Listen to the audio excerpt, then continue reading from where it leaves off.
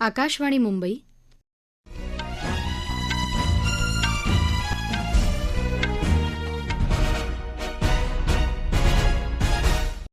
सदया कर्देकर राष्ट्रीय बातम्या देत आहे. ठळक बातम्या. नील अर्थव्यवस्थेवर भारताचा भर असल्याचं प्रधानमंत्री नरेंद्र मोदी यांचं प्रतिपादन. नौदलाच्या गणवेशावर छत्रपती शिवाजी महाराजांच्या राजमुद्रेपासून प्रेरित मानचिन्हांचा समावेश करण्याची घोषणा.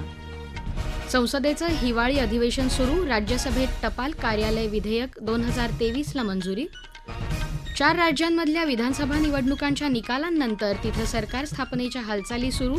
मिझोराम विधानसभा निवडणुकीत झोराम पीपल्स मूव्हमेंट पक्षाला स्पष्ट बहुमत. आणि मुंबई शेअर बाजाराच्या सेन्सेक्समध्ये 1384 तर राष्ट्रीय शेअर बाजाराच्या निफ्टीत 419 अंकांची वाढ. दोन्ही निर्देशांक ऐतिहासिक उंचीवर बंद.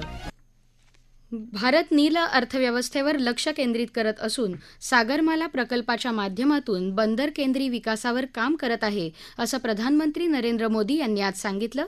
ते सिंधुदुर्ग जिल्ह्यात मालवण तारकर्ली इथं 52व्या नौदल दिनानिमित्त आयोजित कार्यक्रमात बोलत होते. गेल्या 9 वर्षात समुद्र किनाऱ्यांवरच्या व्यापारात 80 पट वाढ झाली आहे.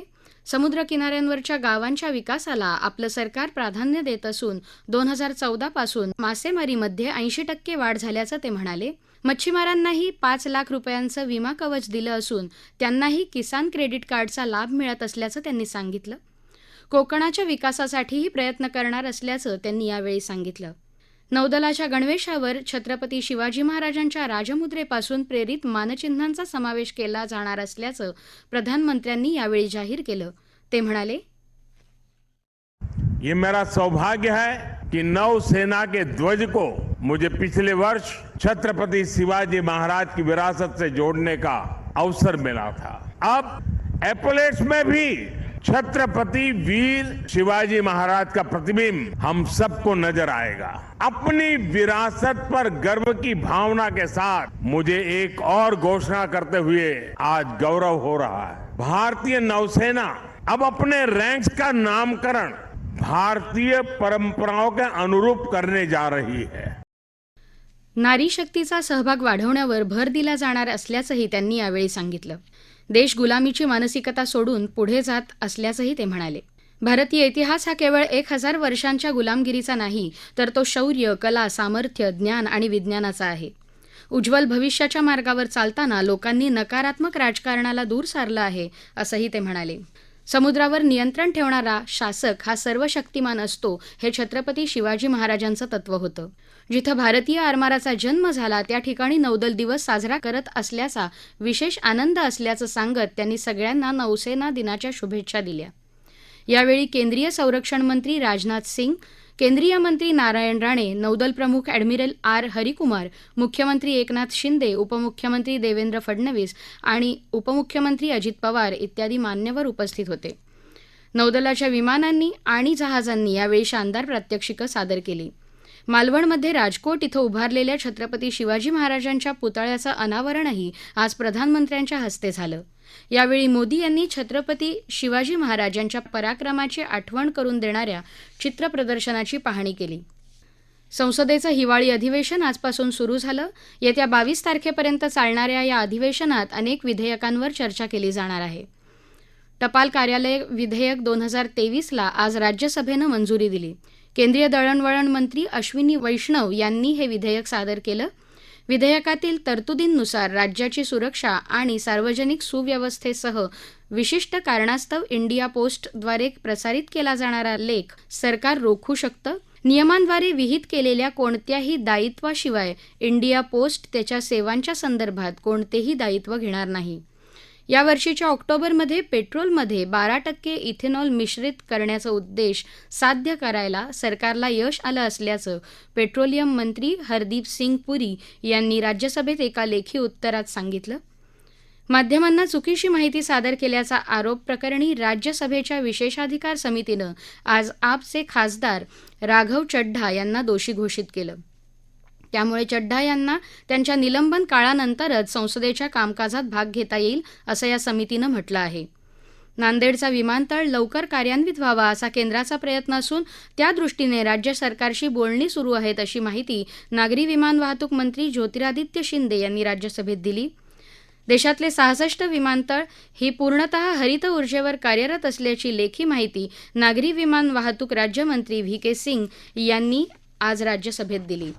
दिल्ली, मुंबई, हैदराबाद आणि बेंगळुरू यांसारख्या विमानतळांनी उच्च विमानतळ आंतरराष्ट्रीय परिषदेची मान्यता प्राप्त केली आहे आणि ते शून्य कार्बन उत्सर्जन विमानतळ बनले आहेत, असं ते म्हणाले.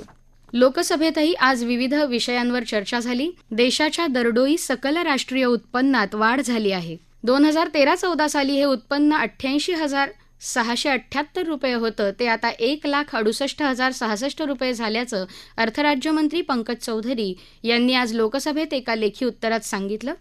अमृतकालच्या सुरुवातीला भारतीय अर्थव्यवस्था 5 लाख कोटी अमेरिकी डॉलरची अर्थव्यवस्था होईल असं त्यांनी सांगितलं. राष्ट्रीय शैक्षणिक धोरण 2020 बहुभाषिकतेला प्राधान्य देतं आणि संस्कृतसह सर्व भारतीय भाषांना जिवंत ठेवण्यासाठी प्रयत्न करण्यावर भर देतं असं केंद्रीय शिक्षण राज्यमंत्री डॉक्टर सुभाष सरकार यांनी आज लोकसभेत एका लेखी उत्तरात सांगितलं. लोकसभेत आज अधिवक्ता सुधारणा विधेयक 2023 वर चर्चा सुरू झाली. या विधेयकाच्या माध्यमातून अधिवक्ता कायदा 1961 मध्ये सुधारणा केली जाणार आहे. या राष्ट्रीय बातम्या आकाशवाणीच्या मुंबई केंद्रावरून देत आहोत. 4 राज्यांमधल्या विधानसभा निवडणुकांच्या निकालांनंतर तिथं आता सरकार स्थापनेच्या हालचाली सुरू झाल्या आहेत. मध्य प्रदेश, राजस्थान, छत्तीसगडमध्ये भारतीय जनता पार्टीला तर तेलंगणमध्ये काँग्रेसला पूर्ण बहुमत मिळालं आहे. मिझोराम विधानसभा निवडणुकीची मतमोजणी आज झाली. तिथं झोराम पीपल्स मूव्हमेंट पक्षानं स्पष्ट बहुमत मिळवलं आहे. 40 विधानसभा जागा असलेल्या मिझोराममध्ये या पक्षानं 27 जागा मिळवल्या आहेत. सत्ताधारी मिझो नॅशनल फ्रंटनं 10 जागा जिंकल्या आहेत. भाजपानं 2 जागा जिंकल्या असून काँग्रेसनं 1 जागा जिंकली आहे. ऐझवाल पूर्व मतदारसंघातून मुख्यमंत्री झॅरोमथांगा यांचा झेडपीएम पक्षाचे नेते लालथांग सांगा यांनी 2100 मतांनी पराभव केला. देशांतर्गत शेअर बाजारामध्ये आज गुंतवणूकदारांनी खरेदीचा उत्साह दाखवल्यानं दोन्ही निर्देशांकांमध्ये मोठी वाढ झाली आहे. ते नव्या विक्रमी उंचीवर बंद झाले. मुंबई शेअर बाजाराचा सेन्सेक्स 1,384 अंकांची वाढ नोंदवत 68,865 अंकांवर बंद झाला. राष्ट्रीय शेअर बाजाराच्या निफ्टीतही 419 अंकांची वाढ झाली आणि तो 20,687 अंकांवर बंद झाला. दोन्ही निर्देशांकांमधली ही वाढ 2% जास्त आहे. केनियाचे राष्ट्राध्यक्ष विल्यम समोई रुटो यांचं 3 दिवसाचं भारतीय दौऱ्यावरती आगमन दिल्लीत आज दुपारी झालं. राष्ट्राध्यक्ष रुटो यांचा हा पहिलाच भारत दौरा आहे. उद्या राष्ट्रपती भवनाच्या प्रांगणात त्यांचे औपचारिक स्वागत होणार असून ते उद्या दुपारनंतर प्रधानमंत्री नरेंद्र मोदी यांच्याशी सविस्तर चर्चा करतील. त्यानंतर संध्याकाळी ते राष्ट्रपती द्रौपदी मुर्मू यांची भेट घेतील. या दौऱ्यात केनियाचे राष्ट्रपती व्यवसाय आणि गुंतवणूक कार्यक्रमातही सहभागी होतील. बंगालच्या उपसागरात तयार झालेले मिचुआंग चक्रीवादळ हे जास्तीत जास्त वेगानं नेल्लोर आणि मछलीपट्टणम दरम्यानची दक्षिण आंध्र प्रदेशची किनारपट्टी ओलांडण्याची शक्यता असल्याचं भारतीय हवामान विभागानं म्हटलं आहे. उद्यापर्यंत नैऋत्य बंगालच्या उपसागरात आणि उत्तर तामिळनाडू पुद्दुचेरी किनाऱ्याजवळ जाऊ नये, तसंच बुधवारपर्यंत पश्चिम मध्य बंगालच्या उपसागरात आणि आंध्र प्रदेश किनाऱ्यावर तसंच वायव्य बंगालच्या उपसागरात आणि ओडिसाच्या किनाऱ्यालगत जाऊ नये असा सल्ला हवामान विभागानं मच्छीमारांना दिला आहे. ठळक बातम्या पुन्हा एकदा. नील अर्थव्यवस्थेवर भारताचा भर असल्याचं प्रधानमंत्री नरेंद्र मोदी यांचं प्रतिपादन. नौदलाच्या गणवेशावर छत्रपती शिवाजी महाराजांच्या राजमुद्रेपासून प्रेरित मानचिन्हांचा समावेश करण्याची घोषणा. संसदेचं हिवाळी अधिवेशन सुरू. राज्यसभेत टपाल कार्यालय विधेयक 2023ला मंजुरी. 4 राज्यांमधल्या विधानसभा निवडणुकांच्या निकालांनंतर तिथं सरकार स्थापनेच्या हालचाली सुरू. मिझोराम विधानसभा निवडणुकीत झोराम पीपल्स मूव्हमेंट पक्षाला स्पष्ट बहुमत. आणि मुंबई शेअर बाजाराच्या सेन्सेक्समध्ये 1,384 तर राष्ट्रीय शेअर बाजाराच्या निफ्टीत 419 अंकांची वाढ. दोन्ही निर्देशांक ऐतिहासिक उंचीवर बंद. याबरोबरच आकाशवाणी मुंबई केंद्रावरचं हे राष्ट्रीय बातमीपत्र संपलं. नमस्कार.